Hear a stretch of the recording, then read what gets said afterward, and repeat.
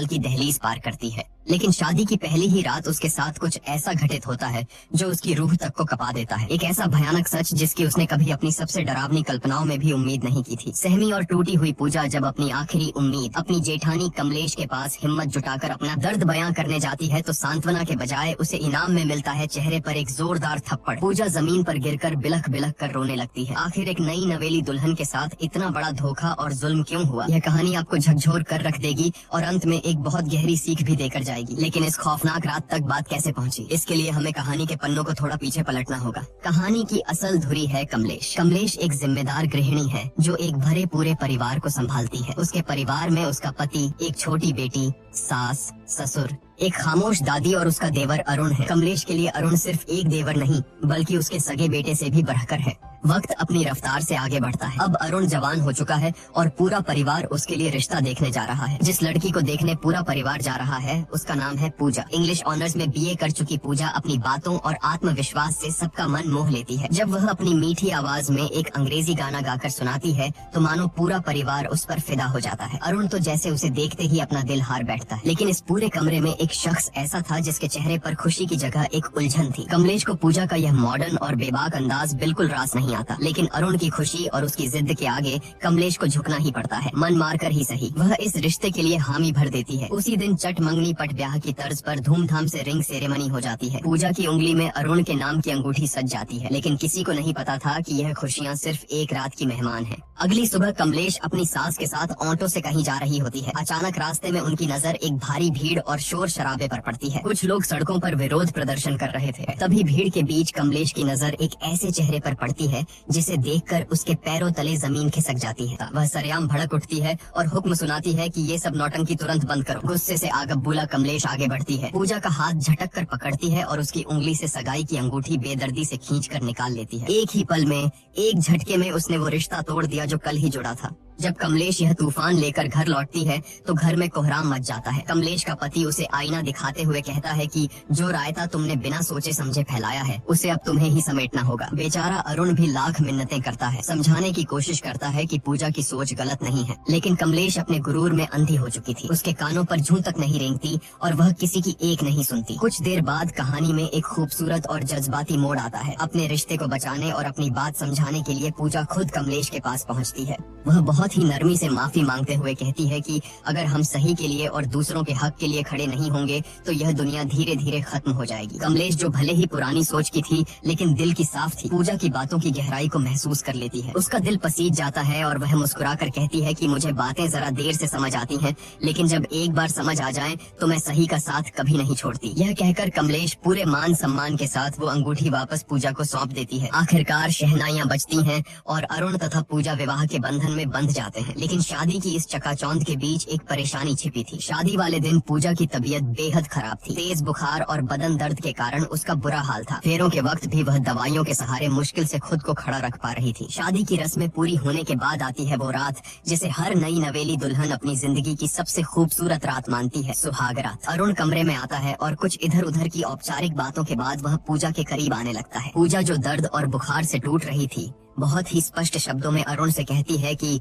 मेरी तबीयत बहुत ज्यादा खराब है, मुझे तेज बुखार है और पूरा शरीर दर्द से टूट रहा है। प्लीज आज हम कुछ भी नहीं करेंगे। लेकिन अरुण पर जैसे हवस और पति होने के गुरूर का भूत सवार था। उसने पूजा की एक न सुनी। पूजा के लगातार मिन्नतें करने, रोने और मना करने के बावजूद अरुण ने अपनी मर्दानगी के अंधे नशे में उसके साथ जबरदस्ती की। नई दुल्हन के वो सुनहरे सपने उसी बिस्तर पर बुरी तरह कुचल दिए गए। सुबह की किरणें कमरे में आईं, लेकिन पूजा की दुनिया में हमेशा के लिए अंधेरा छा चुका था। वह दर्द और सदमे से कराहते हुए बस रोए जा रही थी। अरुण उसे चुप कराने की कोशिश करता है मानो कोई बहुत मामूली बात हुई हो। वह बड़े हक से कहता है कि अरे मैं तुम्हारा पति हूँ, यह तो मेरा हक है। शादी के बाद तो यह सब होता ही है। यह सुनकर पूजा के अंदर का दर्द एक चीख बनकर फूट पड़ता है। वह बिलखते हुए अरुण की आंखों में देखती है और कहती है कि हक तूने मेरा किया है। शब्द सुनकर अरुण सन्न रह जाता है, लेकिन अपनी घिनौनी हरकत पर शर्मिंदा होने के बजाय उसकी मर्दानगी को चोट लग जाती है। वह गुस्से से आगबूला होकर कहता है कि अगर तुझे लगता है कि मैंने कुछ गलत किया है तो जा बाहर और चिल्ला चिल्ला कर सबको बता दे। यह कहकर वह निर्दयता से पूजा को कमरे से बाहर निकाल देता है। रोती कांपती पूजा जैसे ही कमरे से बाहर आती है,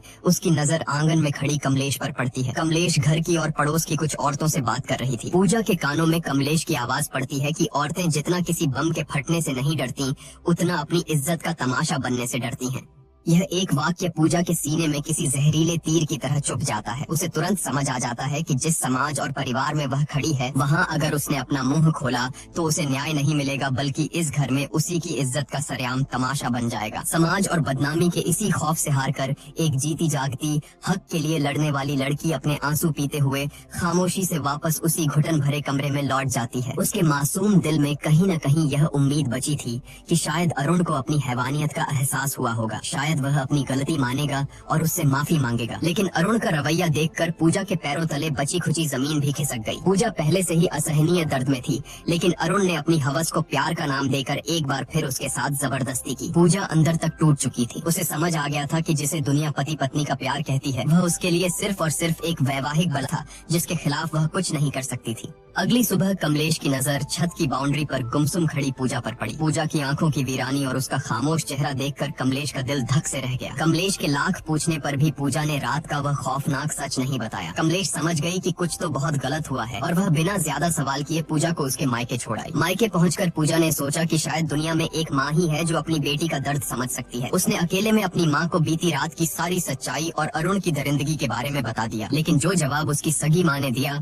वह अरुण की हैवानियत से भी ज्यादा खौफनाक था। माँ ने उसे सीने से लगाने के बजाय समझाते हुए कहा कि पति पत्नी के बीच ये सब तो होता ही है, शादी की है तो ये सब तो निभाना ही पड़ेगा। इसमें ना कहने वाली क्या बात थी, इसी से तो परिवार और वंश आगे बढ़ता है। अपनी ही माँ के मुंह से ये शब्द सुनकर पूजा सन्न रह गई। रही सही कसर माँ ने इमोशनल ब्लैकमेल करके पूरी कर दी। घर की गरीबी का वास्ता देते हुए उसने पूजा को तुरंत ससुराल वापस लौटने का हुक्म दिया और धमकी दी कि अगर वह वापस नहीं गई तो वह अपनी नस काट कर जान दे देगी। अपनों से मिले इस धोखे के बाद बेचारी पूजा के पास कोई रास्ता नहीं बचा था। वह एक जिंदा लाश की तरह कमलेश के साथ वापस लौटने लगी। सफर के दौरान एक जगह वॉशरूम जाने के बहाने पूजा ऑटो से उतरी। यह उसकी जिंदगी का सबसे बड़ा फैसला था। उसने पीछे मुड़कर नहीं देखा और वहाँ से चुपचाप भाग निकली। कमलेश ने उसे पागलों की तरह हर जगह ढूंढा, लेकिन पूजा का कोई सुराग नहीं मिला। घर पहुंचकर जब कमलेश ने यह खबर दी तो पूरे परिवार में हड़कंप मच गया। सबने पूजा को ढूंढा, लेकिन वह जैसे हवा में गायब हो गई थी। हारकर कमलेश ने पूजा की दोस्त सोना को फोन मिलाया, जो एक एनजीओ में काम करती थी। सोना ने कहा कि उसे पूजा के बारे में कुछ नहीं पता,